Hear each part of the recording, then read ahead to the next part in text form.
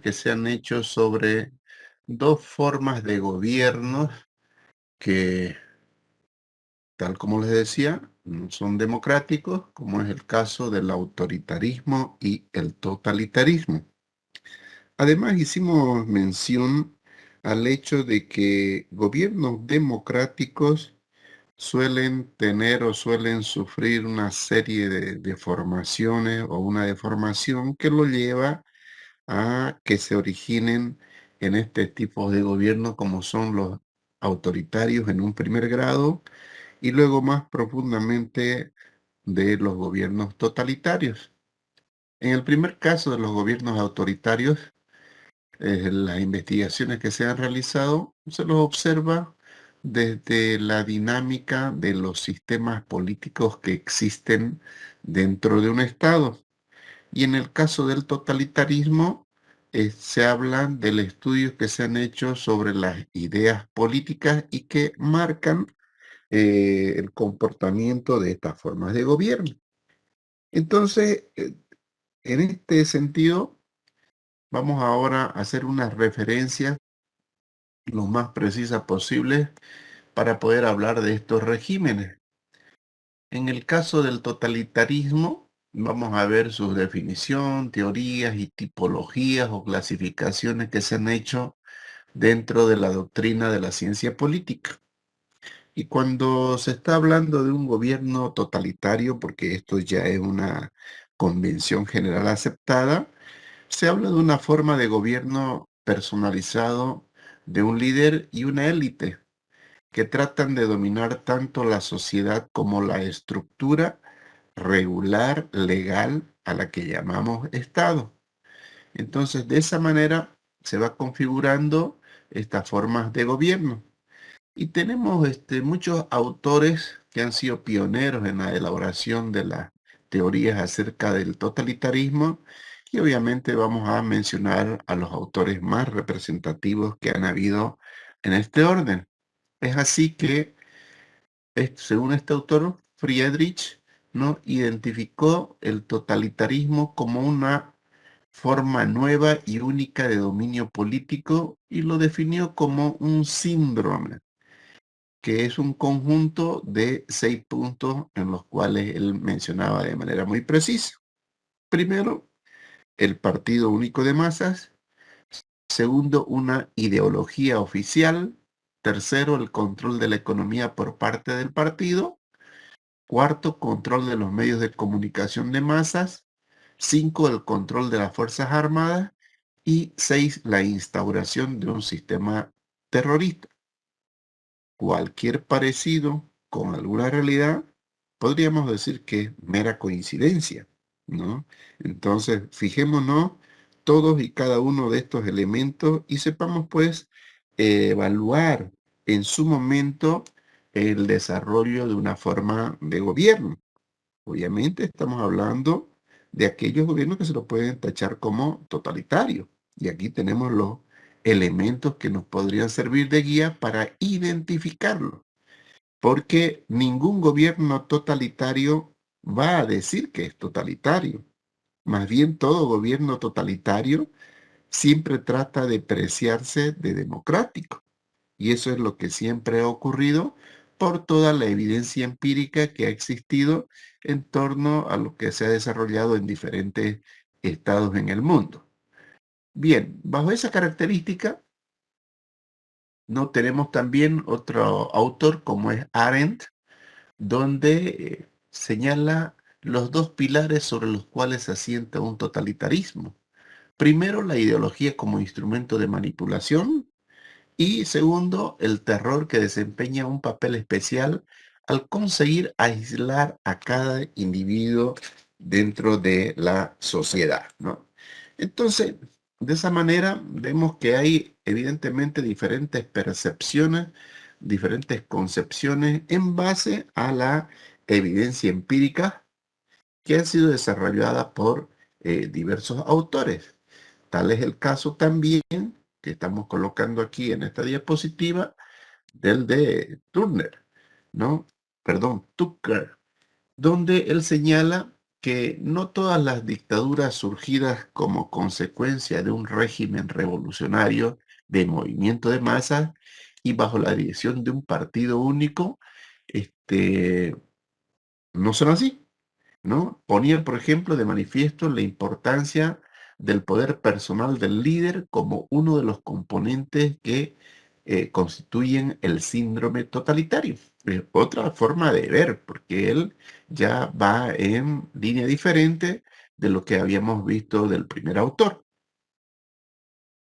Luego también está Aaron, ¿no? Que se centró en el estudio de los elementos que conforman el totalitarismo, un partido que monopoliza la vida política con una ideología que es la verdad oficial del Estado y la instauración de un terror tanto ideológico como policíaco controlando totalmente a la sociedad, ¿no?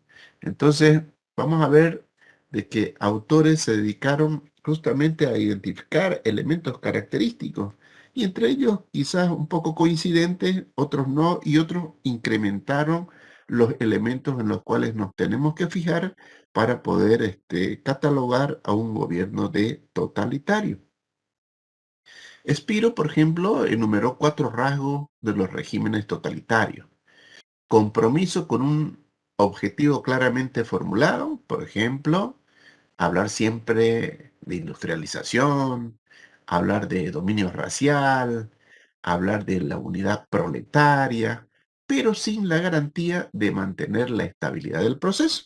Es decir, es como si se agarraran de diferentes muletillas que enarbolen una forma determinada de gobierno, que obviamente en muchos casos puede ser atractivo, ¿no? De acuerdo a la muletilla que se haya escogido. Entonces, eso a veces cala muy fuerte, ¿no? Dentro de las sociedades. Y eso hace pensar de que el rumbo que está tomando un gobierno es el mejor, pero sin tomar en cuenta la forma en la cual se está haciendo de gobierno.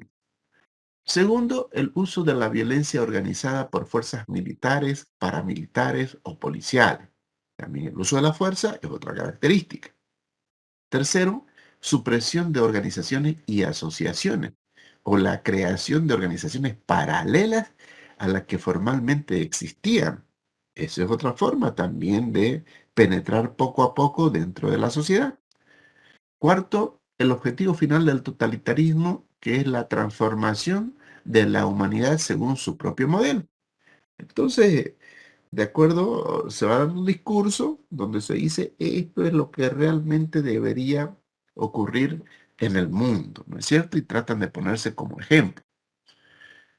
Shapiro sitúa por su lado los pilares del totalitarismo en la ideología, el partido, la iglesia, el Estado y la sociedad, ¿no? Es decir, una ideología del partido primero, otra institución como es la iglesia, y el Estado también en la sociedad que define, perdón, este fenómeno como una nueva dictadura que surgió en las condiciones de democracia de masas tras la Primera Guerra mundial. Entonces, este es un aspecto que hay que tomar muy en cuenta. Borlino, por su parte, habla de los regímenes totalitarios que caracterizaron o que caracterizan o se caracterizan por 5 aspectos, ¿no? Primero, la ausencia del pluralismo político y por el papel preeminente del partido único, ¿no? Entonces, a veces se puede enarbolar diciendo de que hay una situación plural que se va a desarrollar en el ámbito político, en el ámbito económico, no en el ámbito social, ¿no? Pero eso no ocurre. Segundo, por la presencia de una ideología articulada y rígida orientada a la legitimación y al mantenimiento del régimen. Recuerden ustedes de que se trata de calar en aspectos como lo legítimo inicialmente para que después se puedan transformar en algo legal. Entonces hay una clara diferencia, tal como ya lo habíamos manifestado en alguna oportunidad, en torno a lo que es legal y lo que es legítimo. Entonces siempre están buscando este tipo de gobiernos, quiero decir, la forma de cómo legitimar ciertos actos, que a la postre, ya saben, se va a convertir en una ley. Entonces, esa es la forma de penetración también. Tercero, por la presencia de una movilización alta y continua sostenida por la ideología y las organizaciones de partido o sindicales. Cuarto, por un pequeño grupo o un líder en el vértice del partido único. 5, por límites no previsibles al poder del líder y a la amenaza de sanción. Entonces, fíjense los aportes que van realizando todos y cada uno de estos autores que estamos revisando y que obviamente son los más representativos o autores estudiosos de este tema del totalitarismo. Entonces, con cada una de las opiniones podríamos enriquecer la visión que podemos tener para poder identificar claramente en el momento que surja a un gobierno de tipo totalitario, porque sabemos que el totalitarismo obviamente no le hace ningún favor a lo que es un Estado que quiera desarrollarse, no a un Estado que quiera ser totalmente democrático, tomando en cuenta que la democracia es la forma de gobierno al cual optan todos los países en el mundo, ¿no es cierto? Porque la democracia propicia la participación, ¿no? La democracia propicia la libertad de los individuos en el ámbito económico, social y político. La democracia defiende derechos de propiedad. La democracia defiende la libertad de los individuos. La democracia defiende el derecho a la vida de los individuos. Entonces son premisas, son principios que están muy casados con la democracia y que obviamente es la forma que desean adoptar todos los países. Pero de pronto, ¿no? Por esas ambiciones de tipo personal, por esas ambiciones de tipo corporativo, hay un proceso de formación de gobiernos que inicialmente accedieron al poder a través de un proceso democrático y que luego se degeneran en gobiernos autoritarios o totalitarios como los que estamos comentando. Entonces, hay una clasificación, hay una tipología sobre regímenes totalitarios. Se habla de regímenes sin partido y esto está caracterizado por niveles relativamente bajos de movilización social y desarrollo político. Hay regímenes con partido único que se subdividen, por ejemplo, en regímenes monopartidistas revolucionarios que tienen como objetivo la transformación o politización de la sociedad, pero que a través de un complejo proceso de transformación, consolidación y adaptación se convierten en sistemas monopartidistas estabilizados, en los que tiende a desaparecer la personalización del poder. Esa es una forma que se va dando también en estos regímenes de partido único. Regímenes monopartidistas estabilizados. El control político es oligárquico, burocrático e institucionalizado, frente a los viejos planteamientos personales, carismáticos y autocráticos. Entonces, esta tipología, esta taxonomía, es la que más o menos de acuerdo a la Convención General, se ha establecido para los regímenes totalitarios. Entonces, fíjense ustedes, compañeros, cómo de manera muy precisa estamos citando, de acuerdo a los estudiosos de estos tipos de regímenes y autores que son bastante representativos dentro de las doctrinas de ciencia política, para que tengamos una visión cabal y además podamos internalizar de manera precisa esos elementos que caracterizan a estas formas democráticas. Además de ello, tenemos las referencias para profundizar en la medida que nosotros querramos, ¿no? E investigar en torno a estas formas de gobierno, siguiendo algunos de los autores que hemos mencionado aquí en una síntesis, ¿no? Y de los cuales yo les he leído los elementos más esenciales, ¿no? Entonces, de esa manera se los he resumido para que tengamos una visión primero global y luego, vuelvo a recalcar, en la medida que ustedes deseen, ya pueden profundizar en su estudio y en la medida que lo necesiten. Pasando a la otra forma de gobierno no democrático, como es el autoritarismo, ¿no? Vemos que, según este autor Links, ¿no? Habla de que los sistemas o son sistemas políticos con un pluralismo político limitado, no responsable, sin una ideología elaborada y directora, a diferencia de lo que veíamos en el caso anterior, carentes de una movilización política intensa o extensa, y en los que un líder ejerce el poder dentro de los límites formalmente mal definidos, pero en realidad totalmente predecibles, la cual obviamente hace referencia a 5 variables. Primero, la comunidad política, los actores políticos y las políticas del régimen están incluidas en el pluralismo. Segundo, la mentalidad. Y fíjense, estamos colocando con rojo ahí los elementos característicos de esta definición hecha por Links. Como una predisposición psíquica, modos de pensamiento de fuerte contenido utópico, más emocional que racional, frente al concepto de ideología como reflexión sistemática y coherente. Fíjense cómo las ideologías siempre han tratado de calar muy fuerte para cambiar el pensamiento de la sociedad.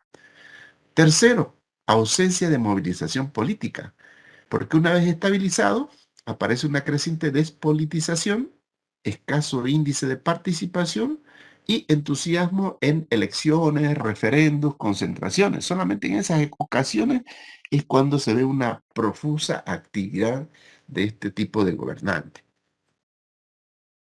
El ejercicio del poder se identifica con un líder o grupo reducido, y aunque el liderazgo personal es una característica frecuente, también lo es el sistema de junta.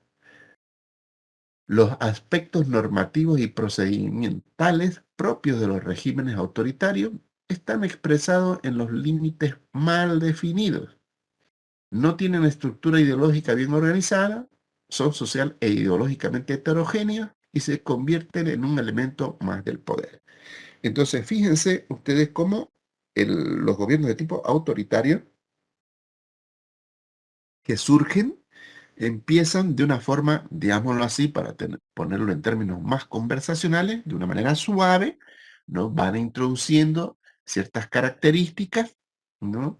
Que, bueno, no tienen unas ideas teóricas bien definidas, más es la emoción, ¿no? De algunos líderes o un grupo muy reducido, y de esa manera van penetrando a la sociedad. Entonces, aquí hay que señalar también la importancia, por ejemplo, del control de los medios de comunicación.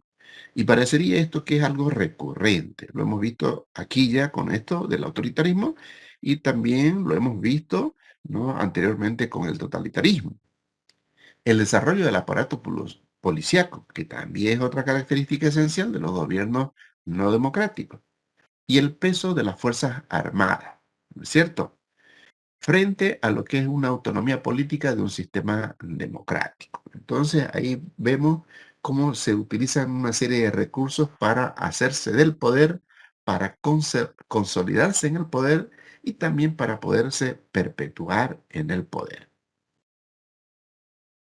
Este otro autor, Stopino, define los regímenes autoritarios como aquellos sistemas que privilegian el mando frente al consenso. La estructura de poder monopersonal frente a las instituciones representativas. Reducen al mínimo el espacio de la oposición, la autonomía de los subsistemas políticos y de las instituciones. Entonces, la tónica es por demás evidente de que ya hay un proceso de transformación de un gobierno democrático a un autoritario y luego se profundiza en un gobierno de tipo totalitario, como habíamos mencionado.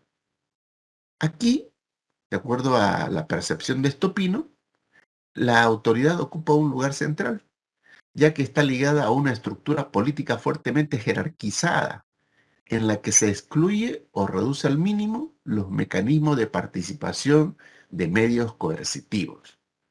Entonces, vemos de una forma muy clara la forma en la cual se van estructurando, la forma en la cual se van desarrollando este tipo de gobiernos autoritarios.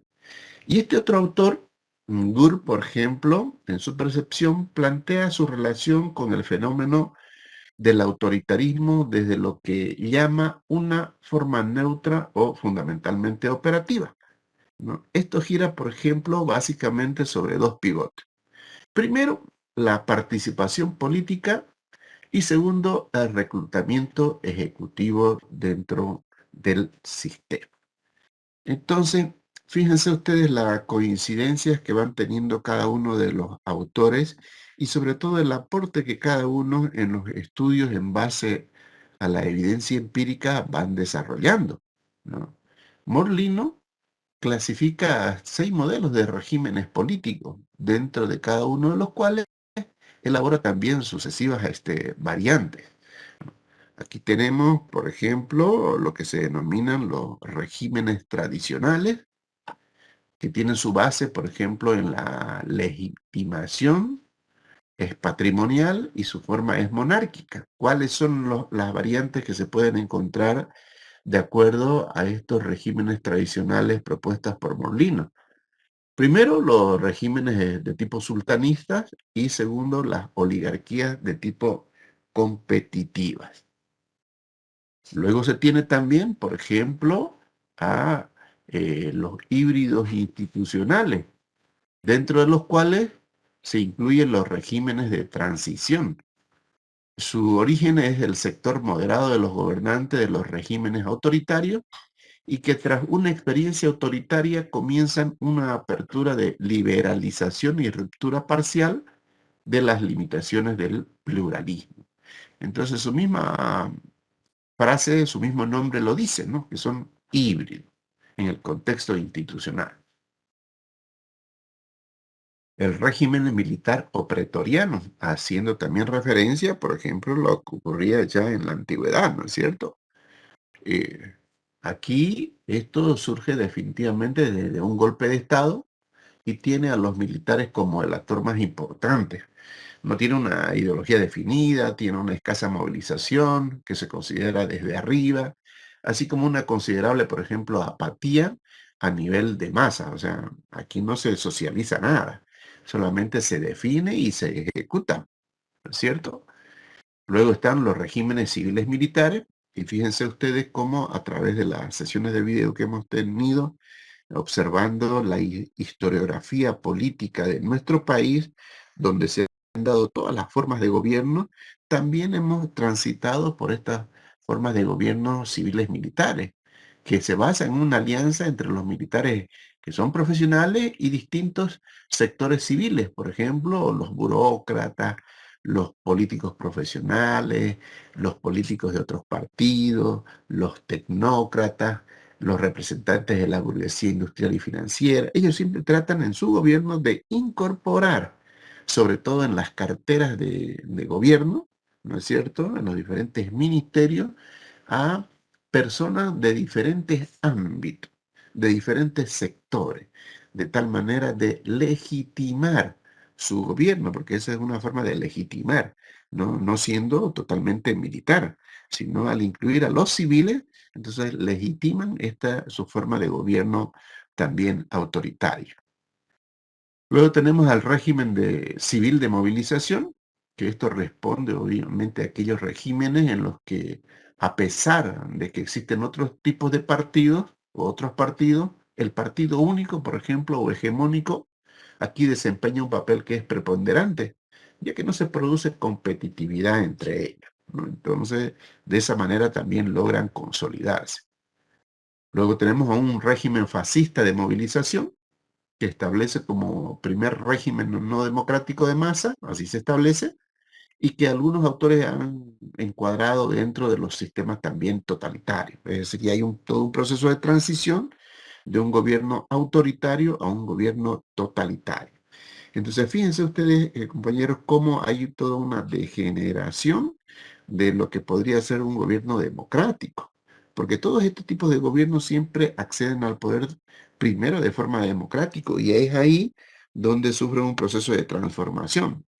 Parece que estando en el poder algo ocurre para que haya esa transformación. ¿no es cierto?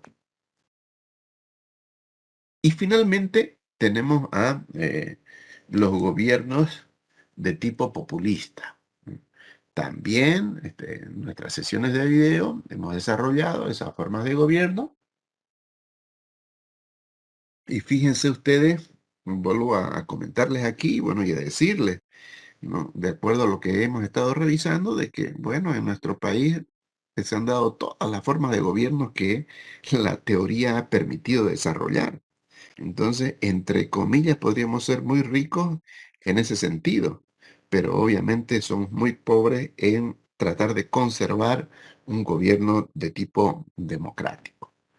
Los populismos no han englobado a movimientos sociales e ideológicamente heterogéneos y con aspectos diversificados que han buscado para definir realidades de amplio espectro, unas democráticas y otras no. Recuerden ustedes, ¿no? En la sesión que tuvimos en torno al ascenso a la democracia en nuestro país y cuando accedió al poder un gobierno de tipo populista, ya desde uno de los poderes que existía en el Estado, había toda una heterogeneidad de partidos políticos primero.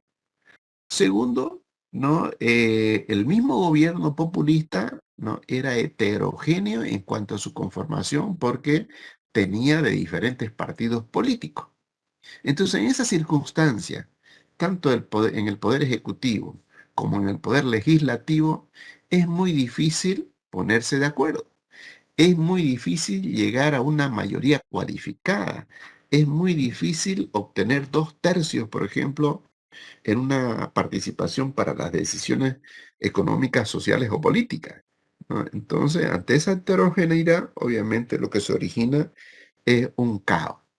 Imagínense ese parlamento, ¿no? En el año, entre el año 82 y 85 en Bolivia, de acuerdo a la historiografía que hemos revisado, habían más de 17 partidos políticos que estaban representados en el parlamento. Entonces, cada uno de ellos quería llevar adelante las ideas utópicas que tenían, pero era muy difícil. Más se la pasaban en discurso, porque cada uno tiene derecho al discurso, ¿no? Y se tornaban días y días de discusión a los cuales nunca se llevaba a un acuerdo. Porque en el momento que se tenía que aprobar algo por mayoría, no se podían conseguir las mayorías, dada la heterogeneidad de los participantes, ¿no? Y eso es lo que normalmente ocurre en los gobiernos de tipo populista. ¿Cuáles son los principios fundamentales de este tipo de gobierno? La supremacía de la voluntad del pueblo y la relación directa pueblo-líder, ¿no? Es como salir a consultarles al pueblo, ¿qué es lo que hacemos? ¿Están de acuerdo que hagamos esto? Sí, adelante, ¿no? Entonces, de esa manera se decidían las cosas, ¿no? Y en el caso de nuestro país en ese entonces tampoco fue la excepción, si no recuerdan ustedes el hecho que desencadenó la hiperinflación en Bolivia cuando el presidente de ese entonces, ¿no? En una consulta popular dijo, bueno, vamos a incrementar el 100% de los salarios porque el pueblo lo pide.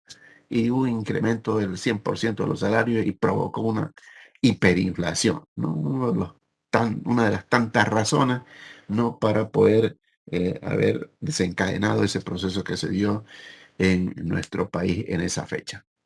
Y segundo, la defensa de la continuidad de la organización sociocultural frente a la penetración de capitales, técnicas e ideas de origen extranjero. Un gobierno muy débil, un gobierno muy débil que no tiene, digamos, una capacidad de soberanía por la forma en la cual ejerce el gobierno. Este sustrato de populismo puede ser rural o puede ser urbano. En ambos casos se incorpora un elemento social marginal como una síntesis simbólica. ¿Qué significa eso? ¿No? Que se aluden a apodos, como decimos nosotros, ¿no es cierto? A sobrenombres. Por ejemplo, a hablar del descamisado, ¿no?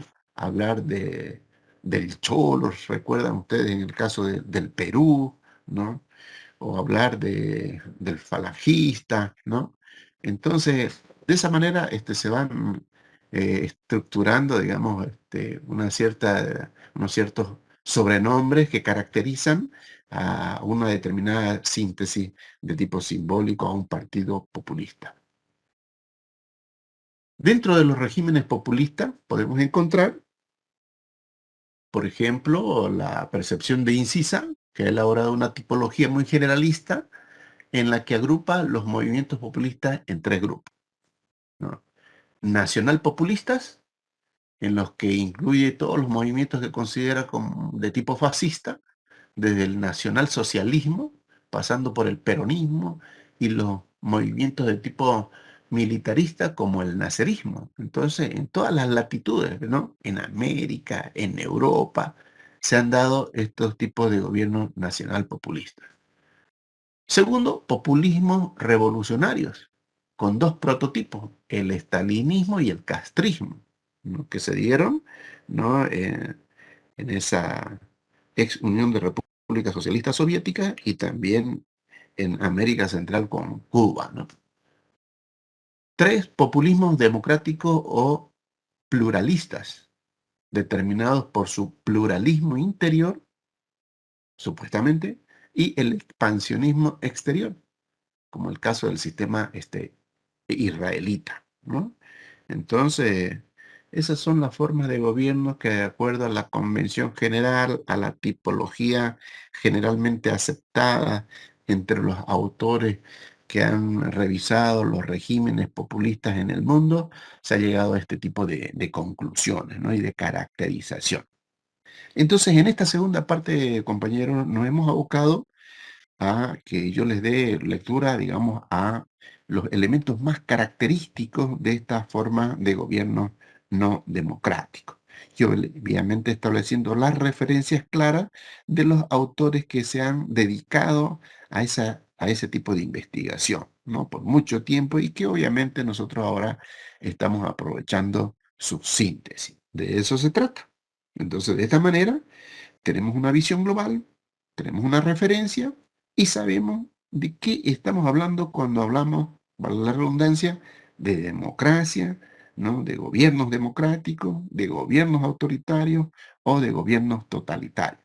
Existen elementos que lo caracterizan y son esos los que nosotros acabamos de revisar en estas diapositivas, ¿no? Como una síntesis que luego obviamente ustedes van a ir a releer ya de una manera más ampliada dentro de lo que es el relato del libro, ¿no? El libro que siempre le adjunto a las diapositivas que vamos revisando.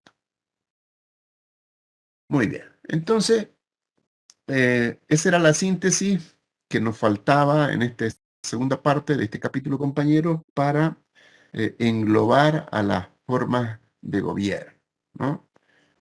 Entonces, de esta manera, tenemos lo que tenía que contar para ahora a ustedes. Me he dejado entender en la síntesis, ha quedado clara la estructura. ¿Qué me dicen, compañeros? Listen. ¿Está bien? Aparte de eso, el populismo creo que también lo vimos en un video, ¿no? Sí, en realidad, a través de las sesiones de video, ¿no? Estamos haciendo una revisión, ¿no? A la vez de la historiografía política de nuestro país, pero también a la vez de todo ese desarrollo que ha sido generado y obviamente estudiado dentro de la ciencia política, ¿no? Fíjense ustedes, por ejemplo, comenzamos nosotros desde los conflictos internos, por ejemplo, que hubieron, valga la redundancia, en nuestro país con la guerra federal y la lucha del poder de ciertos sectores de la población y ciertos sectores ideológicos, ¿no? Los liberales, los conservadores, por un lado. Después las grandes Licenciado, revoluciones. una pregunta, disculpe que le corte. Adelante, Cuando adelante, se adelante. habla de un caudillo en las elecciones, como decir, como de un personaje, digamos, en las elecciones que está candidateando, ¿a qué se refiere cuando dice el caudillo? No sé muy bien. Se refiere a un líder, pero en realidad un líder con ciertas características que monopoliza el poder, de que solamente él y nada más que él puede ser el líder, ¿no? Entonces, cuando se habla del caudillo es alguien que enarbola una cierta corriente, una forma de decir, bueno, yo soy el único que puede llegar a ejercer el poder. Entonces siempre hay una persona que va a dirigir a un grupo de masas, ¿no? Entonces, y que además la característica es que supuestamente no tiene sustitución por otro, ¿no? Pero en definitiva, digamos, la palabra más adecuada siempre es hablar de un líder en un grupo corporativo, un líder en un partido político, ¿no? El caudillo siempre es el que enarbola, el que está al frente de un movimiento. ¿Está bien? Ya, pero no, o sea, no importa que no tenga preparación, ¿no ves? Como está No, hablando del primo, no tiene algo que interesa, ver. no interesa, ahí no interesa. No interesa que tenga Ah, o no ya, preparación, si no es alguien que tenga, como decimos, carisma, ¿no es cierto?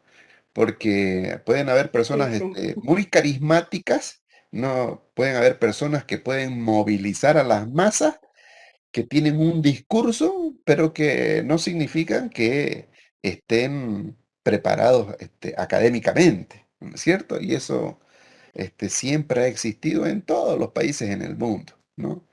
De un tiempo a esta parte, obviamente se trata de que el líder de un partido político sea una persona que tenga preparación para poder ejercer el poder, ¿no? De eso se trata, que tenga una formación profesional, que tenga una experiencia, de tal manera de decir, bueno, esta persona podría conducir adecuadamente, dada la capacidad en términos de formación y experiencia que tienen. Eso es lo que se desea. Y fíjense cómo poco a poco se han ido cualificando esos cuadros en la política, poco a poco, para poder tener cada vez menos cuestionamientos, ¿no? Con esto no quiere decir de que una persona preparada sea también la solución, ¿no? Hay personas también que son muy, muy preparadas, pero están, digamos, enarboladas por una ideología, por un pensamiento que no hace y que no garantiza, por el hecho de su preparación, que vayan a hacer un buen gobierno, ¿no es cierto? Eso no garantiza nada. O sea, los títulos tampoco no le van a garantizar nada, pero sí es una ventaja en la cual se puede tener una buena administración de un Estado, ¿no? ¿Qué dicen? ¿Están de acuerdo? Sí, licenciado. Ahora sí me queda bien claro. Sí, entonces esto de la política, pues también en cuanto a los líderes ha ido evolucionando, en cuanto a los cuadros políticos ha ido evolucionando. Si ustedes se fijan, por ejemplo, en todas las elecciones que hay en instituciones, siempre se trata de mostrar un cartel, ¿no? Siempre se trata de mostrar la hoja de vida del postulante y que obviamente se lo va comparando con los contendores, con los que están terciando en unas elecciones. Entonces, eso pesa mucho de partida, pero no garantiza, tal como les decía, ¿no? Pesa mucho, pero no garantiza que se pueda tener éxito con ese tipo de gobernantes también. ¿No? Tampoco esto no significa una disculpa, ¿no? Para decir, bueno, entonces cualquiera nomás, ¿no? Aunque no tenga preparación, eso tampoco es bueno, ¿no es cierto? Entonces, y como les comentaba, en este recorrido que estamos haciendo por la historiografía política, tomando como ejemplo a nuestro país, hemos también ido cubriendo ciertos hitos que han tenido que ver con las grandes transformaciones políticas, económicas y sociales que se han dado. No sé, les decía que comenzábamos con la Guerra Federal, después lo hicimos con lo que es la Revolución del 52, 53, ¿no? O ver la vida de prolíficos políticos, ¿no? Y bien formados como Marcelo Quiroga Santa Cruz, por ejemplo, o ver el emerger del populismo que se dio en Occidente, eso lo veíamos y es lo que comentaba la compañera, ¿no? Tuvimos oportunidad de ver esos gobiernos tipo populista, ¿no? También hemos entrado a ver los gobiernos de dictadura, dictaduras militares, cívicos militares. Entonces, todo esto que nosotros estamos revisando en la teoría lo estamos viendo que ocurrió en nuestro país, ¿no? A través de diferentes formas de gobierno, ¿no? Entonces, de esa manera, estamos viendo cómo la teoría ¿no? Ha relevado muy bien lo que ha ocurrido en la práctica, ¿no es cierto? Entonces ahí estamos cotejando y nos ponemos a Bolivia como caso de estudio. ¿Está bien? Sí, sí, licenciado, está bien. Bueno. ¿Algún otro comentario, pregunta, compañeros? Profesor, buenas tardes, Gary le habla. ¿Cómo está, compañero? Adelante. Una consulta. Si la democracia se degenera y tiene estas transformaciones, ¿es correcto preguntarse qué hay después de la democracia? ¿Tiene algún futuro? Claro que sí. O sea, hasta el momento lo que se ha concebido es de que esta forma democrática de gobierno, la democracia, esta forma de gobierno, hablemoslo así con propiedad, denominada la democracia, es la mejor que se ha encontrado para los estados, ¿no? Entonces, esta institución jurídico-política que es el Estado, ¿no? Debe preciarse siempre, hasta lo que se ha descubierto ahora, que una forma buena de llevar un gobierno es la democracia.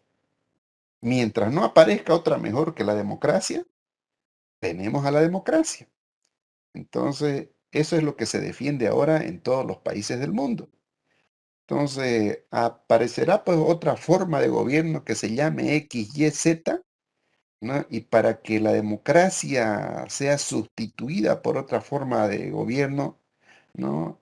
Esa X, Y, Z tendrá que dar mejores condiciones de lo que es un gobierno de la democracia, ¿no?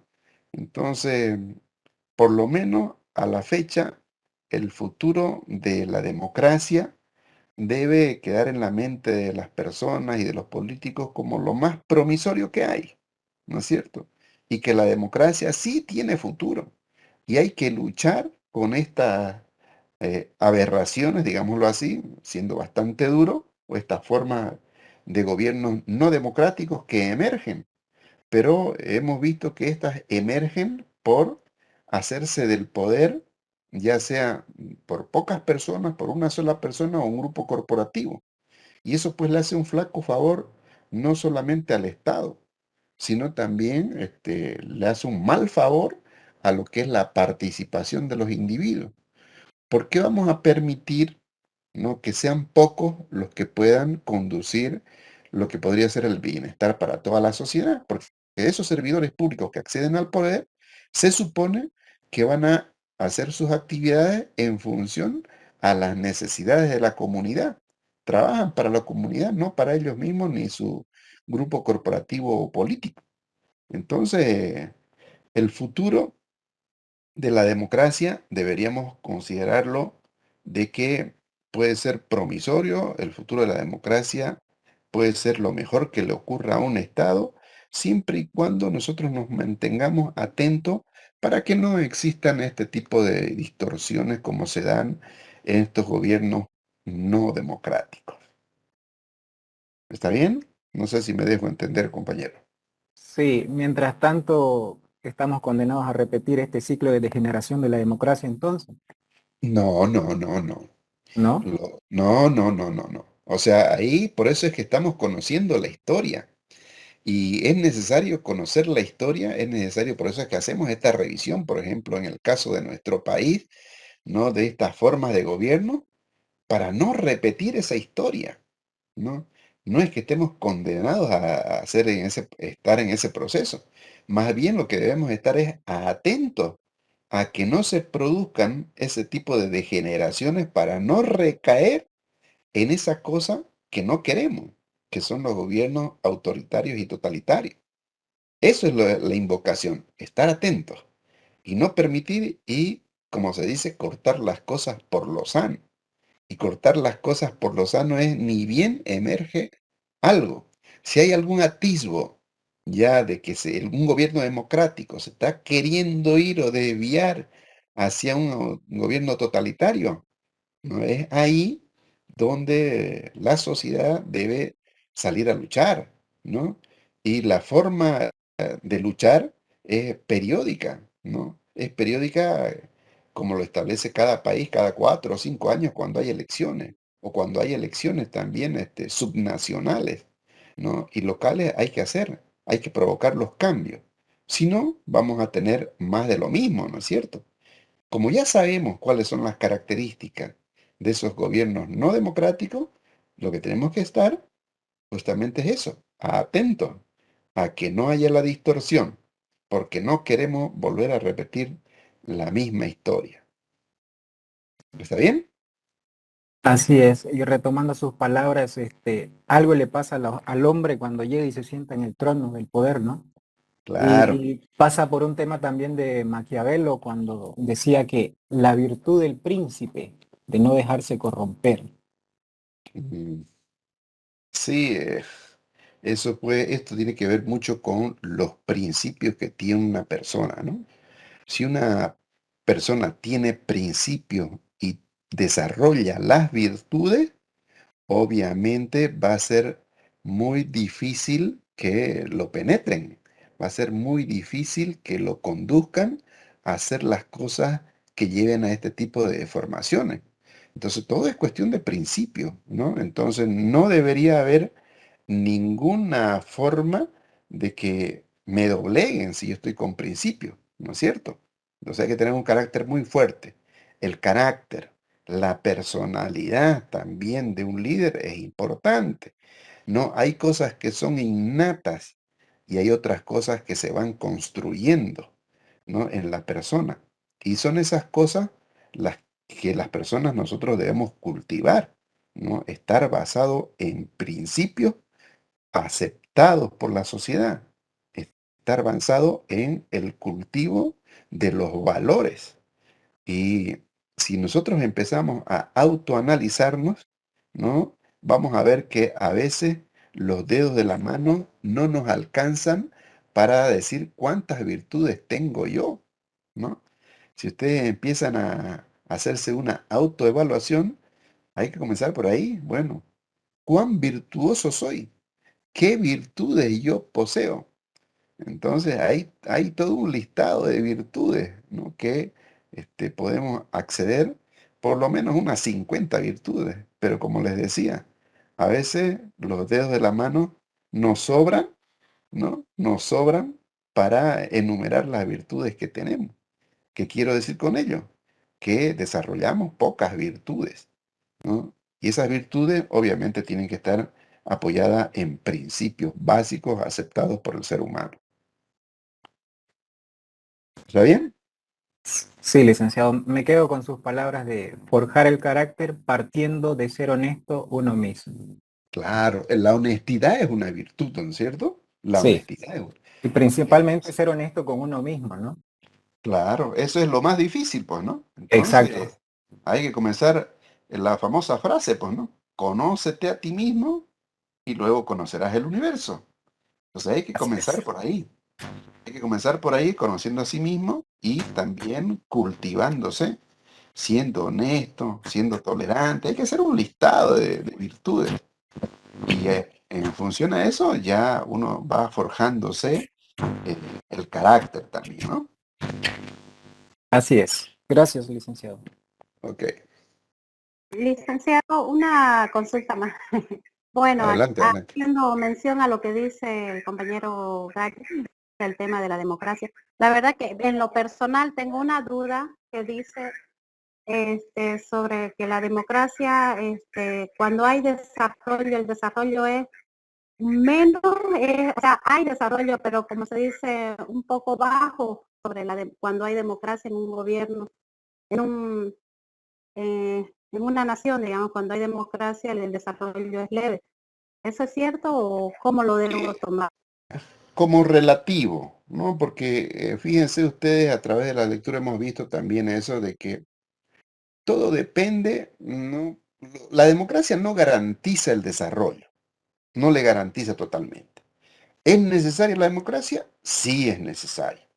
¿Garantiza el desarrollo de manera automática? No, no tan así a seca, ¿no es cierto? Porque esto pasa por una triada que es indisoluble, ¿no? La economía, la política y la sociedad. esa tríada indisoluble que siempre está o es interdependiente, ¿no? Debe ser coherente, ¿no? Y debe ser objetiva. Si bien estamos concibiendo que la democracia es el estado ideal para un estado, eso no va a garantizar, ¿no?, que en el orden económico nosotros alcancemos el desarrollo. Pueden ser gobiernos totalmente democráticos, como lo ocurrido entre el 82 y 85 en nuestro país. Un gobierno totalmente que asumió, que enarboló la democracia, pero que se transformó y fue un gobierno populista, y eso no garantizó que haya un desarrollo, más bien hubo una crisis, ¿no es cierto? Entonces lo que hay que hacer es Sí, sopesar, lo que hay que hacer es equilibrar, lo que hay que hacer es una serie de medidas que también conduzcan al desarrollo, ¿no? Ustedes saben que alcanzar el desarrollo por un país no es solamente a partir de la democracia, sino también es a partir de un sistema económico, de un modelo económico adecuado a las características económicas, sociales y políticas del Estado que se esté hablando. Y otro aspecto más, para completar la triada, la idiosincrasia de la gente también es importante, ¿no? Y esa idiosincrasia de la gente, ese ideal de la gente que se quiere para provocar el desarrollo, para tener un Estado democrático, pasa por algo esencial. Y el algo esencial es la educación, ¿no? Entonces, en la medida de que nosotros tengamos una población cada vez más educada, es una población que va a tener mayor capacidad de discernir y de diferenciar claramente las cosas que son buenas y las cosas que son malas, ¿no es cierto? Entonces, a veces, con la ignorancia, en el buen sentido de la palabra, la ignorancia, a veces no permite que yo pueda tomar buenas decisiones o que mis decisiones sean acertadas, que sean objetivas, que sean claras y apegadas a la verdad, ¿no es cierto? ¿Cuál es la principal preocupación del ser humano? La búsqueda de la verdad, ¿no? Entonces, y eso solamente se puede conseguir con una población cada vez más educada y culta. Entonces, hay que esforzarse en ese sentido. ¿Me dejo entender? sí, gracias. Bueno, Sí, se entonces entiende. tenemos que reflexionar, ¿no? Y la única manera de poder llegar a tener mejor criterio es leyendo, compañero. No hay otra forma. No, no hay otra forma. Aquí no es por una transmisión telepática que yo voy a poder adoptar, digamos, ciertos buenos criterios o voy a poder asimilar conocimiento y sabiduría. Sino la lectura es lo que me va a dar eso. ¿Alguna otra pregunta? ¿Algún otro comentario?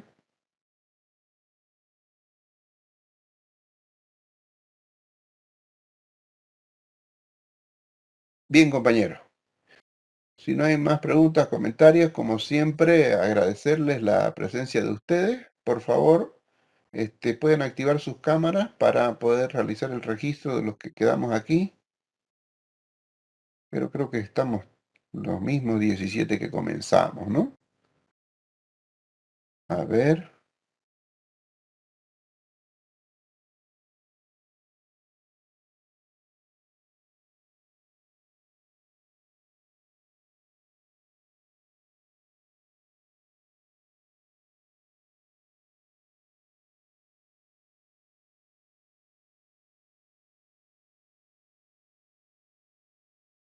Diana. Ah, está. Diana Ibáñez. Pero hay otra Diana Esther, ¿no?